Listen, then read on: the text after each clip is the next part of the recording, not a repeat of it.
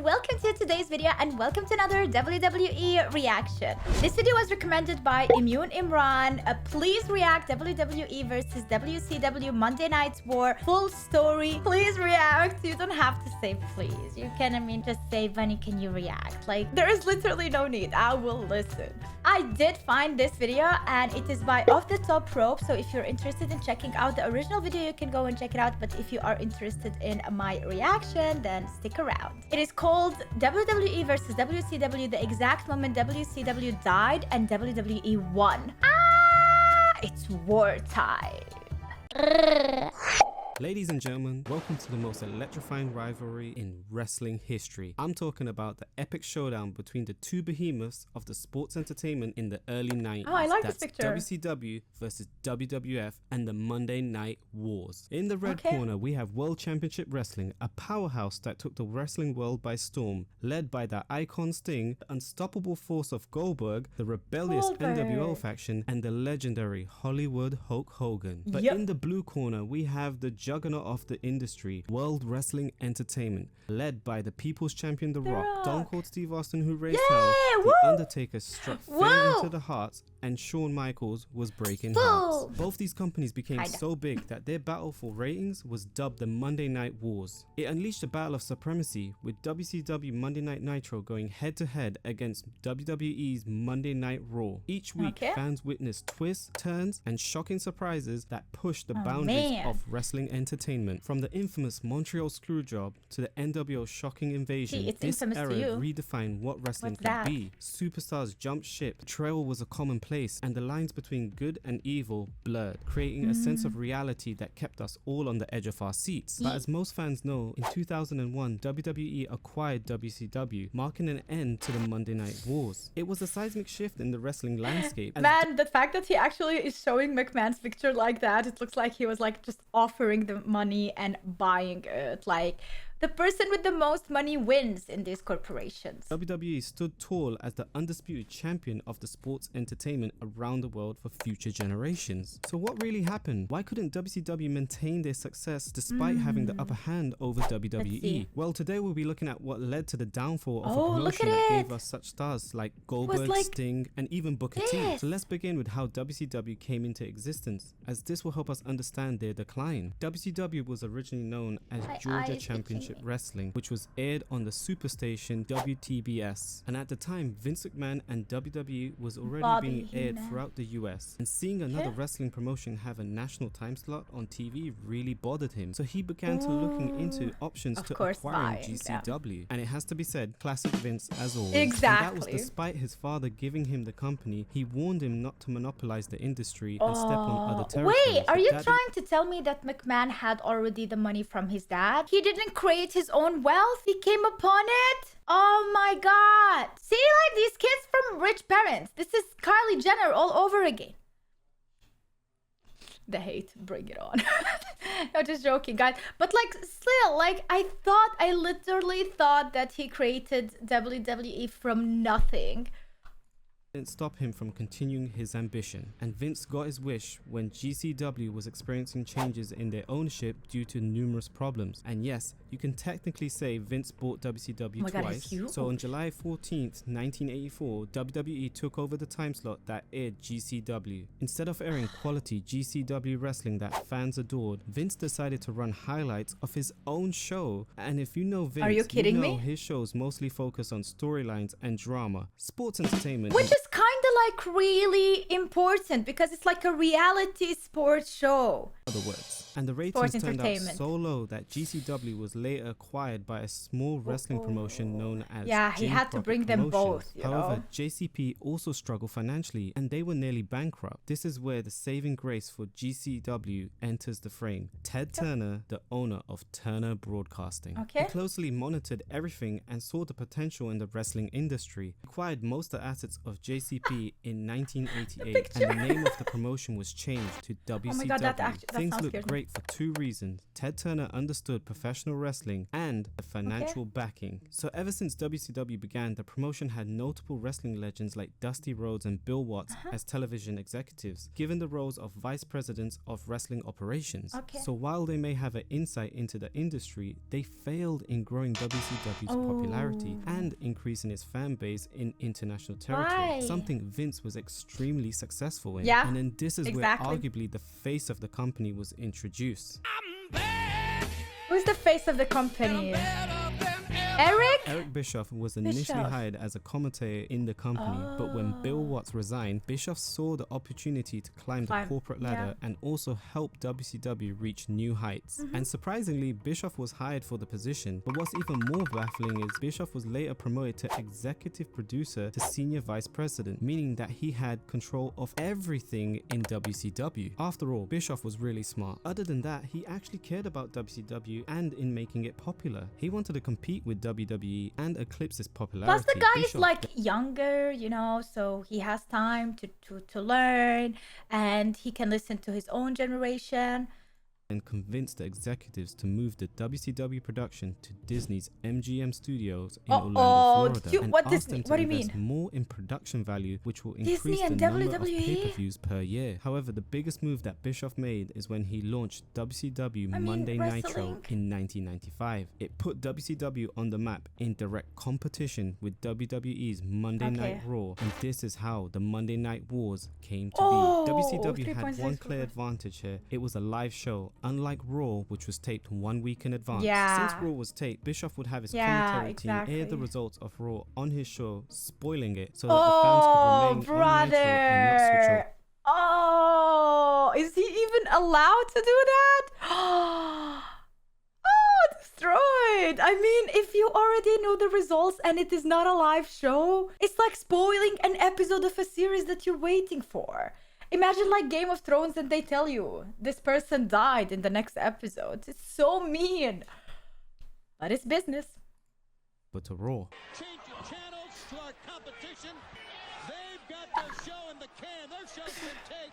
Mick Foley, who once wrestled here as Cactus Jack, is going to win their world title. But the biggest reason why Bischoff was able to get ahead gonna of win. Raw and WWE in general was the fact that Bischoff was able to secure multiple popular wrestlers. Those included Ric Flair, Hulk Hogan, and Randy Savage. Unlike Vince, who was in love with sports entertainment, Bischoff wanted to feature as much wrestling as possible. This led to the insane cruiserweight division that the company was featuring. Stars like Rey Mysterio Jr., Dean Malenko, and Jushin Thunder Liger became fan favorites. Bischoff was truly firing on all cylinders. So you must see, like, the thing about, like, so far from what I'm learning, Bishop has been doing really awesome moves. We have on one side McMahon, who figured out that you need to add drama and storyline, but forgot about the wrestling part. And then we have Bishop on this side, who is all about the wrestling, the action, the moves, plus adding it live to add more of the enthusiasm and the shock factor. And I feel like at one point in this video, we're gonna learn how McMahon took those two things, added it to his own drama storyline stuff, and bam, WWE was created, right? Must be thinking, how was WCW able to get so many top tier talents in a short period? Well, the answer's pretty simple. Right next door to the original. Money. So WCW was putting out better offers than WWE at the time, so it makes sense for wrestlers to jump ship. Here's what Scott Hall had to say about his contract at the time. I love it. I hear it. I don't know. I need it. For so many days, I was thinking, well, shit, hell yeah, when do I start? He goes. So this was the reason why long-time WWE performers like Kevin Nash and Scott Hall left WWF in 1996. They were at the top of their game in WWE at the time as part of the Clique, and they didn't even hesitate in leaving the company for a better contract. Things got even better for WCW when the two stars formed the New World Order alongside Hulk Hogan after he turned heel. Hogan, who was a babyface for the better part of his career, probably had one of the best heel turns in the industry. But at this point, WCW was on top of the industry, and what got the company even more popular is that it allowed its wrestlers to do work shoot promos, blurring the lines between reality and a scripted show. A good example is when the NWO was going against Ric Flair and Rowdy Piper, and Nash cut a harsh promo on the two veterans. Let me tell you something. Coming from a guy that if he had one less synapse firing in his brain, he'd be in a coma. I don't think too much about that. I came into this business 7 years ago. I looked down the road that you guys paid for us. I saw nothing but potholes. You guys came into the business, Brother. you strip-minded, you took what you could get out of it, and you left the young guys behind you, nothing. Is he talking about Eddie? Scott always ready to become a superstar, and you know what you did? He worked here a year, he proved himself, you cut his salary. So he went elsewhere. At the time, WWE was all about struggling the to money, keep up. Its really. non-violent and immature shows were generating little to no interest, which is why Nitro was able to beat Raw in the ratings for 83 weeks consecutively. WCW was featuring excellent storylines that included the NWO taking on WCW Then how did it go loyalists. They wrong? also had Eddie Guerrero coming face to face against Rey Yeah, Mysterio they for had the very Eddie first and Rey time. Sting Mysterio. debuting his Crow persona against the NWO. Dude, this looks like McMahon just stole the wrestlers, the characters, the personalities these wrestlers created. He just bought it all. Enhanced it a bit, but bought it. And the unstoppable Goldberg with his impressive win streak. Oh my All this God, great this stuff. effect. And what did WWE showcase to compete with WCW? They had Jerry Lawler feuding with Doink the Clown, Oh my Undertaker God. feuding, well, with himself, No. the Ultimate Warrior feuding with either Goldust or Papa Shango. Does anyone even remember those? While WWE had guys I mean, like The The Undertaker, Undertaker yeah. and Shawn Michaels, WCW clearly had much bigger star powers. Why would someone watch Doink the Clown over a guy like Ric Flair, Arn Anderson, Randy Savage, Sting, Dallas Page, and Hulk Hogan? The feud between these two brands was so heated. I remember how divided loyal fans were to their Ooh, respective he's brands. comparing And it apparently, to we weren't the only ones. And current AEW commentator Avengers. Tony Schiavone even told about how Eric Bischoff wanted to end WWE for good by producing great television. Oh my Had a God, meeting Eric. in catering with everybody and said these words: I will not rest until I've driven a stake through the heart of Vince McMahon. Wow. I don't know if he remembers that or even acknowledges that he said that, but there's no doubt in my mind he said it, because I was sitting there. And for the longest part, it looked like WCW were going to triumph over their competition. It was going to take a drastic change in strategy for WWF to overcome the hole that they were in. And that's what it took. Cue the music.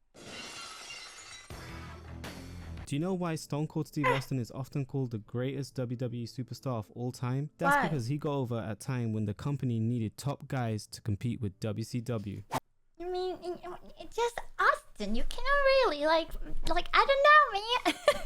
He's just so good at what he does. USA Network So rarely aired unique. shows that contain profanity or any sort of violence. To combat WCW, WWE had to break the rules to put on a good storyline. On the 4th of November 1996, on an episode of Raw, WWE began a feud between Steve Austin and Brian Pillman, Was which he always saw a segment drinking in on which stage? Steve broke into Brian's home and Brian had to resort to using a gun. The entire segment was unlike this what is not WWE good. has ever done before, and all the curse words used by Brian weren't even censored. This shocked the USA Network as they weren't informed of a segment like this. Brother. WWE issued an apology quickly to prevent Raw from getting cancelled for breach of contract. It was clear Oh, the segment come on, worked as the man. fans got talking about it, and Yeah. it generated the most buzz WWE Yeah. had in years. Then And this is the problem when you are trying to appeal to Disney or appeal to some type of network and appeal to the advertisements and the branding, but you know your audience and you know what they are asking for, and everything they're asking for doesn't really go with this side, and you're like, oh, but you're also like,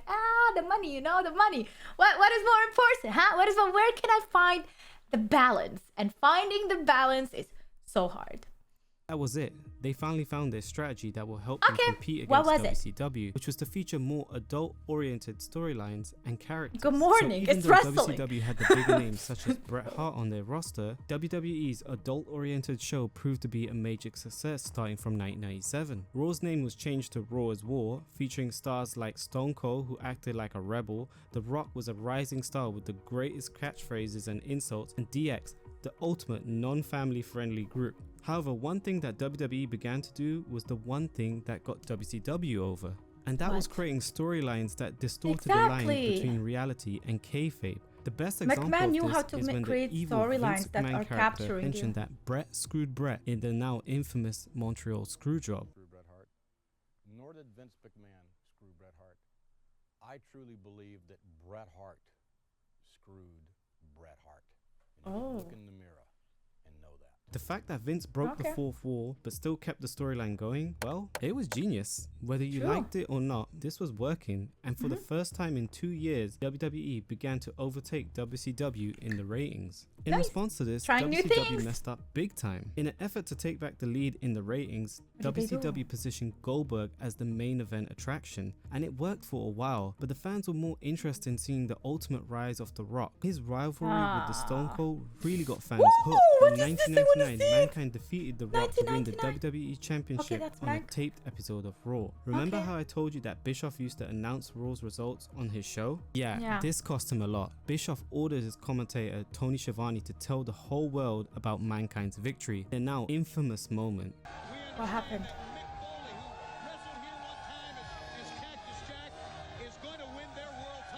And that did put the butts in the seats, 600,000 to be exact. That's the number of people that switched from Nitro to Raw to witness Mankind defeat The Rock to win the WWE Championship. These two men were hotter and more over than anything WCW had to offer. Their ascent to the top of the card and their rivalry is what really propelled WWE's victory over WCW. Just take a look back at the match. Stone Cold Steve Austin made a surprise appearance. So you can literally say that Stone Cold Steve Austin and The Rock kinda helped carry WWE into victory. Honestly, like, if you think about it. To rescue Mick Foley, and it had one of the biggest crowd pops in WWE history. The 600,000 fans that switched to WWF programming are most probably not going to come back, as all they missed was the famous finger pointer doom that fans to this day still think is ridiculous. You may be wondering how something so ridiculous even occurred on WCW. Even the fans were baffled watching what was happening in front of their eyes. The truth is, what sealed the deal for WCW was that their wrestlers demanded to be treated like stars, with their contracts that broke records and their crazy creative control that they had within their claws. While Vince McMahon and his team I hate the creative control. Like, so many artists, so many actors, singers, male, female, like that you see on the screen and in their life, like everything is controlled, you guys. And once they are not controlled and they are breaching contracts, it costs them so much. So literally they are living in fear, and they are a portrayal of something or someone in the background who made them say things, made them look a certain way. If you like, that is so sad, because there are so many talented artists that would like to have the freedom to explore and try new things, but they can't because they have a whole thing behind and a contract that they have to follow. Creating difficult personalities to construct creative storylines. In WCW, the top stars all had veto powers and would change their storylines and outcomes to their matches. It's crazy to think now, but essentially the inmates were running the asylum. Soon, from the brilliant creative minds of Hulk Hogan, Scott Hall, and Kevin Nash, they arranged to squash WCW's one hot star, Goldberg, by hitting him with a cattle prod in December 1998. Oh my god, and is that the first time when Kevin you brought Nash was stuff on top into of the match? Goldberg to pin him to win the belt back, while WWE had The Rock and Stone Cold paving the way for the Attitude Era that changed the history of television. The In other words, Attitude Era WCW is your favorite, gave the right, win to guys? WWE for free. The Mick Foley backfire even had fans compelled to bring signs to the show stating, "Mick Foley put my butt in this seat." As a result, WWE was winning the ratings battle, and WCW on the other hand was featuring stale storyline that fans weren't interested in, and they started to make silly booking decisions. Just to name a few, the NWO storyline was played out to the max, the introduction of fake Sting, the finger point of death, and finally the fact that David Arquette became the World Heavyweight Champion. This meant WCW was beginning to lose money and was experiencing major financial problems. It was hard to pay the superstars that had the lucrative contracts, and the fact that you had an ever-growing locker room that was getting annoyed because they were never getting pushed spelled disaster, and it even led to many superstars leaving WCW for WWE. This is what a few superstars had to say about the situation. At the time, I was pretty miserable. I thought, how could some guy make, $450,000, $500,000 a year, and I'm sitting there at $125,000 a year, and I'm the world champion.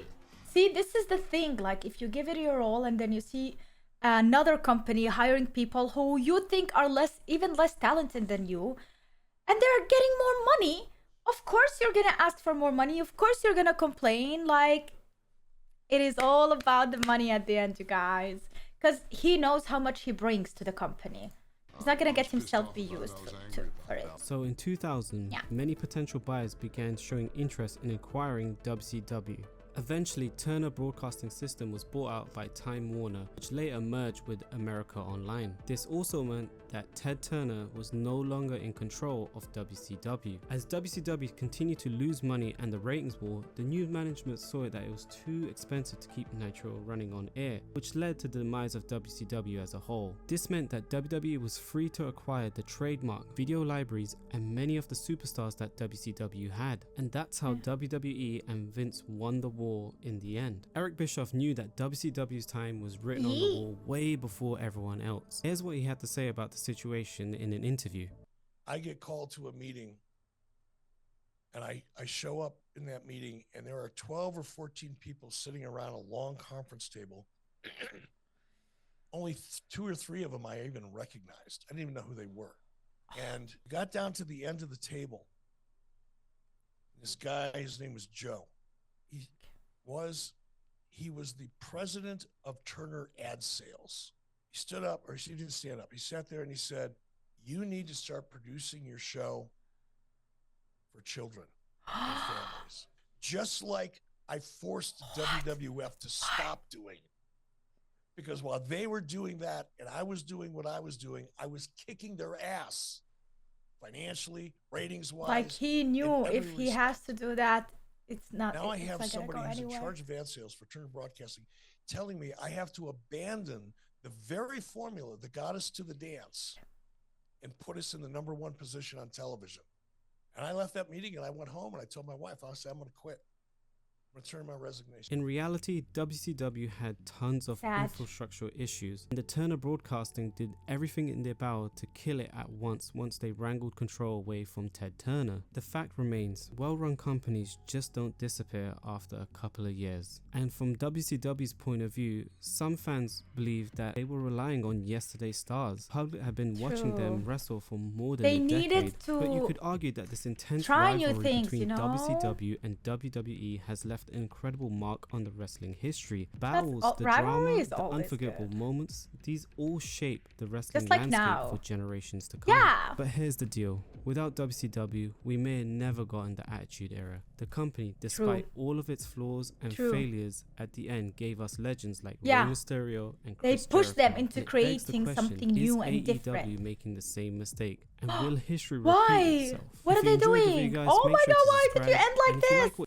What is AEW? What is the mistake that AEW is making? Listen, rivalry is so effing important. One thing about AEW, they do have the money. So I don't think they're going anywhere unless people give up on AEW. But when it comes to the funds, they're always there. It is a bit hard though. It is a bit hard. I feel like AEW is I don't know. I need to get my facts right. But in my opinion, it is a newer company. It needs to go through mistakes, falls in order to rise up again, and it is managed by a younger person, and that younger person hasn't even by themselves grow into the industry and learn from other people, because as I know that he just loves wrestling and he's a big fan and he pours his soul into it. He's like he comes from a passion, but that is not only enough. You have to be a businessman in all of this, and McMahon is one of the biggest businessmen, because look what he created and look how he learned and he adjusted with the time and the generation and the needs while still generating money and influence. So yeah, I think I hope AEW doesn't go the same way as WCW, and I'm so sorry that WCW lost this momentum. They did have it. They did with the Nitro one. They have it for a while, and as I understood, they are the ones who created a good combination. They just were missing out on a couple of things. And it is also really sad to see that only a couple of things can hinge you down and literally destroy your whole vision if you don't learn from it quickly and you don't rise up. Yeah. So you have to be careful. You have to hustle hard, and you have to be, you have to like not be afraid to try new things. yeah, that's my opinion. But it was kind of easier for these people because they have money to do that, right? But that is it, guys. Thank you so much for watching. I hope you enjoyed this video. If you did, make sure to leave a like and subscribe for more. And if you really want to help me, then there is this one trick on YouTube where you can go to the share button on the bottom and then copy the link, and you don't have to share it anywhere. Just copy that link and forget about it. And that actually helped the channel because in a way it's an extra engagement. But yeah, if you want to do that, I would be happy if you do it. But that's it. Thanks so much for watching. I hope you enjoyed this video, and I will see you in the next one. Love you. Bye.